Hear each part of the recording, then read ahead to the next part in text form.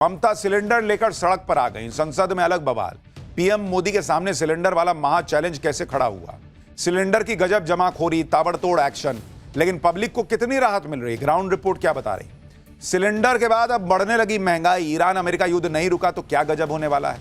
और बंगाल चुनाव में ममता ने सिलेंडर को बड़ा मुद्दा बना दिया। बीजेपी क्या कर पाएगी, क्या जवाब दे पाएगी, अब इसका चैप्टर। ईरान और अमेरिका आपस में लड़ रहे हैं, पिस दुनिया रही है।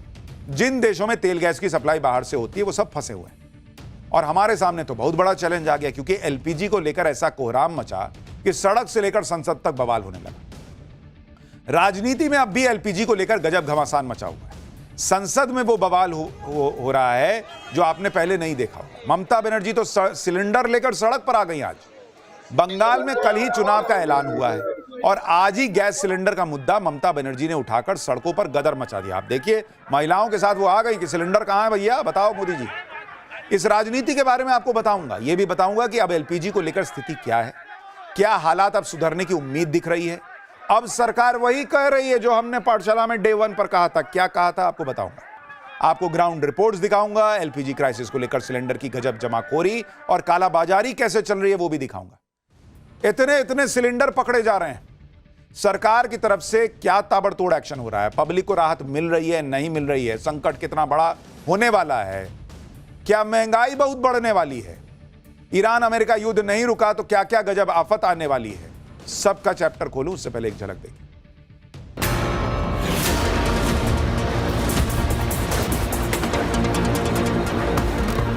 वो स्थिति यही है कि एलपीजी गैस ना मिलना बहुत बड़ी समस्या हो गई है। स्थिति अभी चिंताजनक है, लेकिन हमारे डोमेस्टिक एलपीजी कंज्यूमर्स को एलपीजी की सप्लाई की जा रही है।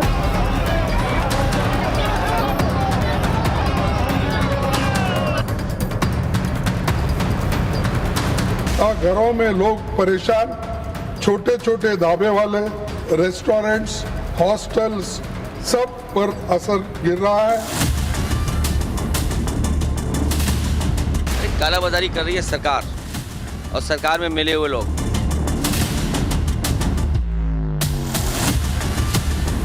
यह विपत्ति काल में भी देश में राजनीति करने से पीछे नहीं हटता।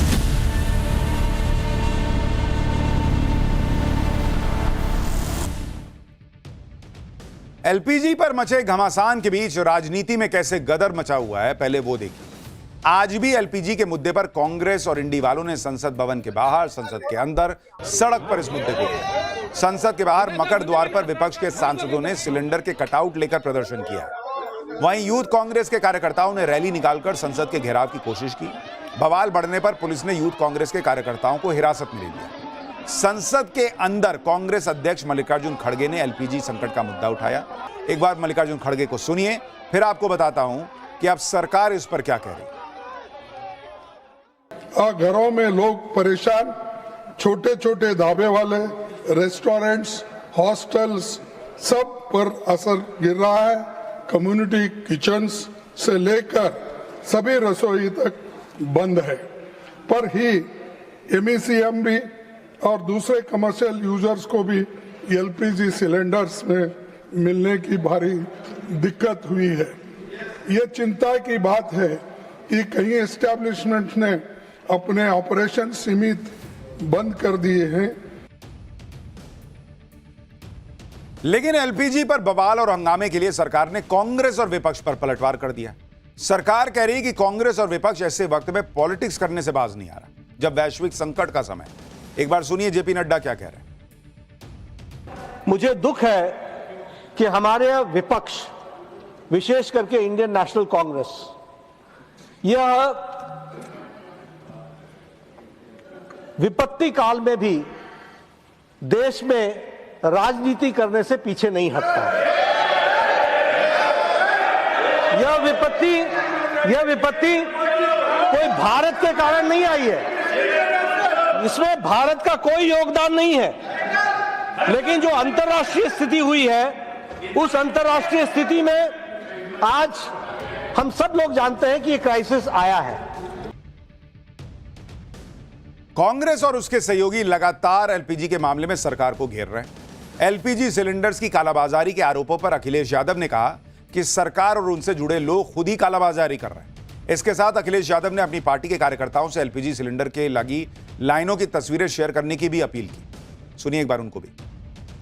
फिर विपक्ष को इस तरीके से कहना कि विपक्ष के लोग कालाबाजारी कर रहे हैं, अरे कालाबाजारी कर रही है सरकार और सरकार में मिले हुए लोग।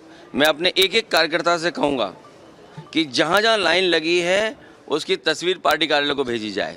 कम से कम सरकार तो जाने की लाइनें कहाँ लगी हैं। हमारे बहुत सारे साथी घबरा जाते हैं लाइन दिखाने में। एलपीजी को लेकर हम पाठशाला में ये बात पहले दिन से कह रहे हैं कि स्थितियां सामान्य नहीं हैं। वॉर की वजह से जो सप्लाई रुकी है उसका इंपैक्ट जमीन पर दिख रहा है।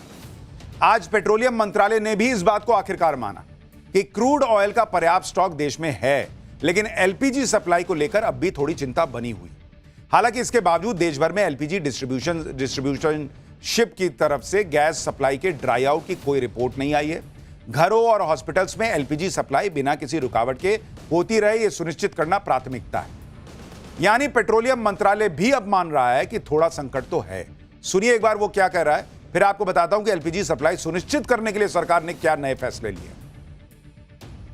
स्थिति अभी चिंताजनक है, लेकिन हमारे डोमेस्टिक एलपीजी कंज्यूमर्स को एलपीजी की सप्लाई की जा रही है और डिस्ट्रीब्यूटरशिप्स पर कोई ड्राई आउट रिपोर्टेड नहीं है।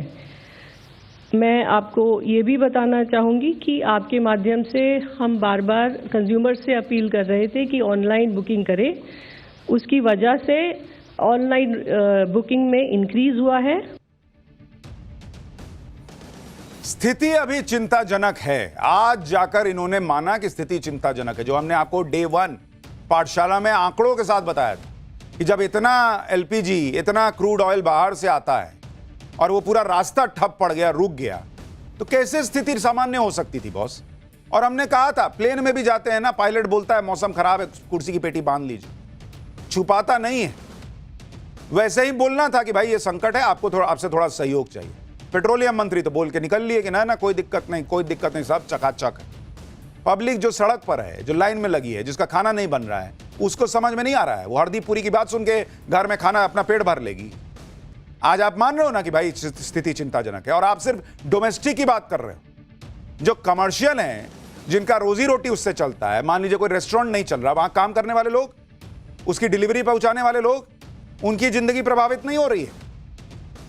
एलपीजी की जिस तरह से डिमांड बढ़ी है, उसमें सरकार अब कोशिश यह कर रही है कि एलपीजी की सप्लाई से डिमांड का लोड कम किया जाए। इसलिए पेट्रोलियम मंत्रालय कह रहा है कि लोग पैनिक बुकिंग ना करें, डिजिटल बुकिंग प्लेटफॉर्म्स का इस्तेमाल करें और एलपीजी डिस्ट्रीब्यूटर्स के यहां जाकर गैर जरूरी लाइन ना लगाएं।